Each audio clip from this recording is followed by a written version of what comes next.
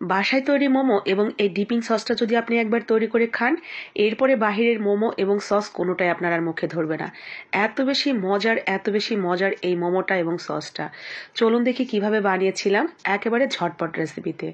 প্রথমে আমরা এখানে একটা ময়দা বা আটার ডো তৈরি করে নেব। স্বাদমতো লবণ এবং অল্প একটু তেল দিয়ে ভালো করে মিশিয়ে নিচ্ছি শুকনো অবস্থায়।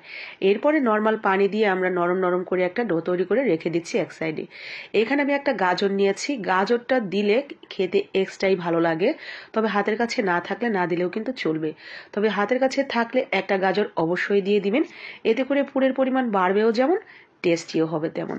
এরপরে চিকেন ব্রেস্ট নিয়ে আমরা কিমা করে নিলাম ব্লেন্ডারে দিয়ে, সাথে কাঁচামরিচ, রসুন কুচি, আদা কুচি, চিলি ফ্লেক্স, ভাজা জিরার গুঁড়া, গরম মশলার গুঁড়া, সাথে দিয়ে দিলাম কালো গোলমরিচের গুঁড়া, স্বাদ মতো লবণ, অল্প একটু সয়া সস।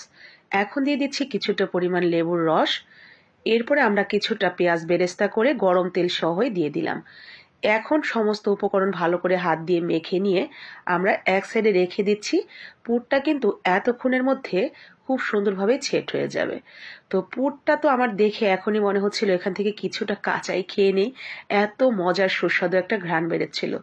আর প্রথমে যে আমরা ডোটা রেডি করে রেখেছিলাম সেটা কিন্তু সেট হয়ে গেছে। এখন সেখান থেকে লেচি নিয়ে আমরা নর্মালি রুটি তৈরি করে নেব।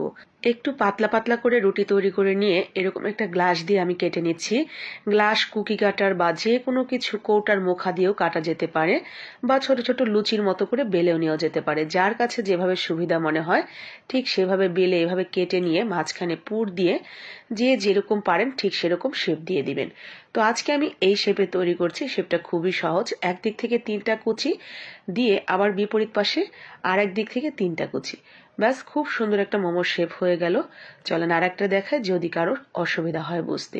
প্রথমে মাঝখানে জয়েন করে দিয়ে এক পাশে থেকে 3টা কুচি, আবার বিপরীত পাশে 3টা কুচি।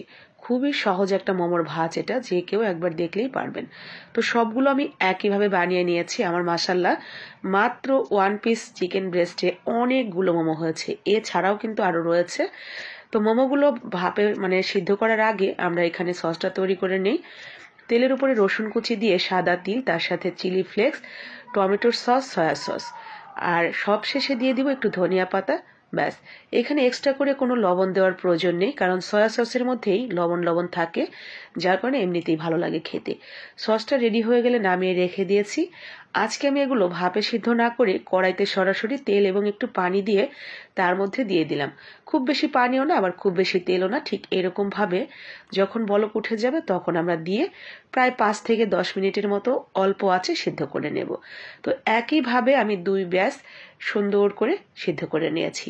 উপর দিয়ে সেই ডিপিং সসটা দিয়ে মাশাআল্লাহ, এটা খেতে এত বেশি মজার। বাসায় তৈরি নিজের হাতের এই মোমো আর দোকানের মোমোর আকাশ পাতাল তফাৎ। ভালো লাগলে বানাবেন, লাইক কমেন্ট শেয়ার করে দিবেন।